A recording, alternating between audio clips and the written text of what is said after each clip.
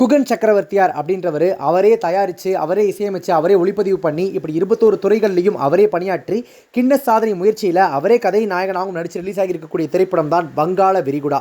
இந்த திரைப்படம் எப்படி இருக்குது அப்படின்னு பார்த்தீங்கன்னா, முதல்ல படத்தினுடைய கதை. தூத்துக்குடி மாவட்டத்தினுடைய மக்கள் செல்வாக்கு மிக்க தொழிலதிபரான நாயகன் குகன் சக்கரவர்த்தி இன்பமில்லாத இல்லற வாழ்க்கையினால் மனமுடைஞ்சு கடற்கரையில் தனிமையில் இருக்கும்போது அவருடைய முன்னாள் காதலி தற்கொலைக்கு முயற்சிக்கிறத பார்த்து அதிர்ச்சி அடைஞ்சு அந்த முன்னாள் காதலியை காப்பாற்றுறாரு. முன்னாள் காதலியின் திருமண வாழ்க்கையும் தன்னை போலவே இருக்கிறத தெரிஞ்சுக்கிட்டு குகன் சக்கரவர்த்தி அவங்க வாழ்க்கையின் மறுசீரமைப்புக்காக ஒரு கொலை செய்யறதோட அவங்களோட சேர்ந்து வாழவும் தொடங்குறாரு. இதற்கிடையில் குகன் சக்கரவர்த்தியால் கொலை செய்யப்பட்ட அந்த நபர் அவருடைய காதலியை தொலைபேசியில் தொடர்பு கொண்டு மிரட்டுறாரு. இறந்தவர் எப்படி திடீர்னு உயிரோட வர முடியும், எப்படி அவரால் பேச முடியும் அப்படின்ற குழப்பத்தில் இருக்கும்போது தனிமையில் இருக்கக்கூடிய அவருடைய காதலியை பயப்பட வைக்கிற மாதிரியான சில சம்பவங்கள் அவங்களுக்கு நடக்குது. இதனால மேல மேல குழப்பமடையக்கூடிய குகன் சக்கரவர்த்தி தன்னையும் தன்னுடைய காதலியையும் மிரட்ட முயற்சிக்கக்கூடிய அந்த நபர் யார் அப்படின்றத தெரிஞ்சுக்கிற முயற்சியில் ஈடுபடுறாரு. அதுக்கப்புறம் என்ன நடக்குது அப்படின்றது தான் இந்த வங்காள விரிகுடா திரைப்படத்தினுடைய மிச்ச கதை. ஓகே, இந்த திரைப்படத்தில் நடிச்சிருக்கக்கூடிய நடிகர்கள் எப்படி நடிச்சிருக்காங்க அப்படின்னு பார்த்தீங்கன்னா, படத்தை தயாரித்து இயக்கி நடிக்கவும் செய்திருக்கக்கூடிய குகன் சக்கரவர்த்தி ரஜினிகாந்த், விஜயகாந்த் உள்ளிட்ட பல நடிகர்களுடைய திரைப்படங்களை உட்காந்து வெறிக்க விடிய பார்த்துட்டு வந்திருப்பார் போல.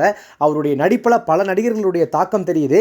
அவருடைய ஓன் பாடி லாங்குவேஜ் அப்படின்றது படத்தில் எந்த இடத்துலையுமே வெளிப்படவே இல்லை. யாரோ ஒருத்தரை இமிடேட் பண்ணுற மாதிரியே தான் அவர் நடிச்சிட்டு இருக்காரு. ஒரு சில இடங்களில் அவர் நடிக்க ட்ரை பண்ணியிருந்தாலும் கூட அது அவருக்கு கைகூடி வரலையா இல்லை பார்க்குற நமக்கு அது கன்வே ஆகலையா அப்படின்றது நமக்கு கிளியராக தெரியல. ஆனால் தப்பு செய்கிறவங்க யாராக இருந்தாலும் அவங்கள தட்டி கேட்கக்கூடிய அதிரடி, மனைவியிடம் காதல், முன்னாள் காதலி மீது அக்கறை, அனைவருக்கும் மரியாதை கொடுக்கும் அமைதியான குணம், ஏழை மக்களுக்கு உதவும் கொடை பண்பு அப்படின்னு தமிழ் சினிமாவின் அத்தனை ஹீரோக்களையும் தன்னுடைய அந்த ஒரு கேரக்டர் மூலமாக வெளிக்கொண்டு வரதுக்கு ட்ரை பண்ணியிருக்காரு. அது பல இடங்களில் ரொம்ப ஓவர் டோஸ் ஆயிடுச்சு. நாயகனின் மனைவி மற்றும் முன்னாள் காதலி என்று 2 கதாநாயகிகளும் கமர்ஷியல் நாயகிகளாக பாடல் மற்றும் காதல் காட்சிகளுக்கு மட்டும் பயன்படுத்தாமல் கதைக்கு முக்கியத்துவம் உள்ள கதாபாத்திரங்களை அவங்களுக்கு கொடுத்துருக்காங்க. ஆனால் 2 பேருமே ரொம்ப சுமாரான நடிப்பை வெளிப்படுத்தி பார்க்குற நம்மளுடைய பொறுமையை ரொம்ப சோதிச்சிருக்காங்க. பொன்னம்பலம், வையாபுரி, வாசு அக்ரம் ஆகியோருடைய அனுபவம் வாய்ந்த நடிப்பு படத்திற்கு பலம் சேர்க்கும்னு பார்த்தா அவங்க போகிற போக்கில் அந்த கதாபாத்திரங்களாம் வந்துட்டு போகிறாங்க. ஏராளமான புதுமுகங்கள் தங்களுக்கு என்ன வேலை அப்படின்னே தெரியாமல் அவ்வப்போது தலை காட்டிட்டு போகிறாங்க. திராவிட தலைவர்களையும் தமிழ் சினிமா நாயகர்களையும் மையமாக வைத்து எழுதியிருக்கக்கூடிய அந்த பாடல் பார்க்கறதுக்கு பிரச்சார பாடல் மாதிரி ஐயா என்னையா பாட்டுதெல்லாம் அப்படின்ற மாதிரி இருக்கே தவிர எந்த விதமான வகையிலையும் அந்த பாடல் நம்மளை கவனம் ஈர்க்கலை. பின்னணி இசையும் ஓரளவு ஓகேவாக இருக்குது, ஒளிப்பதிவும் சுமாராக தான் இருக்குது. கதை, திரைக்கதை, வசனம், இயக்கம், ஒளிப்பதிவு, இசை உள்ளிட்ட 21 துறைகளில் பணியாற்றி தனி ஒரு நபராக இந்த படத்தை தோள்களில் சுமந்திருக்கக்கூடிய குகன் சக்கரவர்த்தியின் சினிமா ஆசை எந்த அளவுக்கு தீவிரமாக அவருடைய மனசில் கொழுந்து விட்டு எரியுது அப்படின்றது நமக்கு நல்லாவே தெரியுது.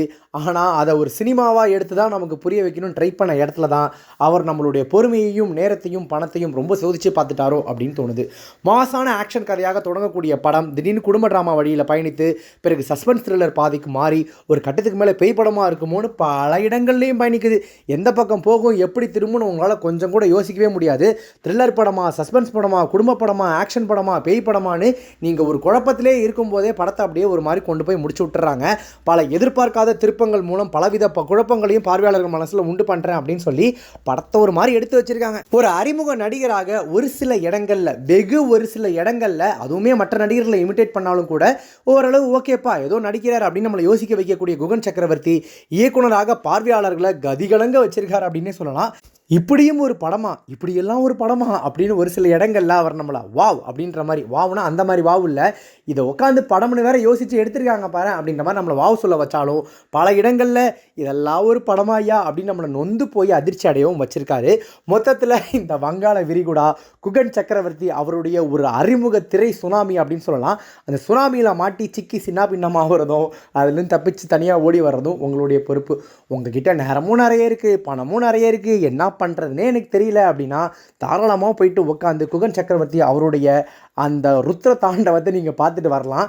கதை, திரைக்கதை, வசனம், ஒளிப்பதிவு, இசை, நடிப்புன்னு எல்லா பக்கத்துலையும் மனுஷன் சுற்றி சுழண்டு ஆகிறவங்களையும் பயங்கரமாக போட்டு தலையை சுத்த விட்டு நான் எதுக்கு இந்த தேட்டருக்குள்ளே வந்தேன், எதுக்கு இந்த படம் பார்க்குறேன், எதுக்கு இந்த படம் எடுத்தாங்கன்னு வாழ்க்கையில் நீங்களே யோசிக்காத பல கேள்விகளை உங்களுக்கு தோண வைக்கக்கூடிய ஒரு அற்புதமான திரை அனுபவமாக இந்த திரைப்படம் உங்களுக்கு இருக்கும் அப்படின்றதுல எந்த சந்தேகமும் இல்லை. நீங்கள் வங்காள விரிகுடா படத்தை பார்த்துட்டீங்க, பார்த்து இன்னும் உங்களால் விமர்சனம் பண்ணுற அளவுக்கு ஒரு சுயநினைவில் இருக்கீங்க அப்படின்னா படத்தை பார்த்துட்டு உங்களுடைய கருத்துக்கள் என்ன, ரிவ்யூ என்ன அப்படின்றத கமெண்ட்ஸில் மென்ஷன் பண்ணுங்கள். இப்போ இந்த ரிவ்யூ உங்களுக்கு ரொம்ப பிடிச்சிருந்துச்சு அப்படின்னா லைக் பண்ணுங்கள், ஷேர் பண்ணுங்கள். நம்ம சேனல் இதுவரைக்கும் சப்ஸ்கிரைப் பண்ணாதவங்க யாராவது வீடியோ பார்த்துருக்கீங்க அப்படின்னா மறக்காம உடனே இப்போவே நம்ம சேனலுக்கு சப்ஸ்கிரைப் பண்ணிட்டு பக்கத்தில் நோட்டிஃபிகேஷன் பில் பட்டியும் மறக்காம டிங் நினைத்துருங்க.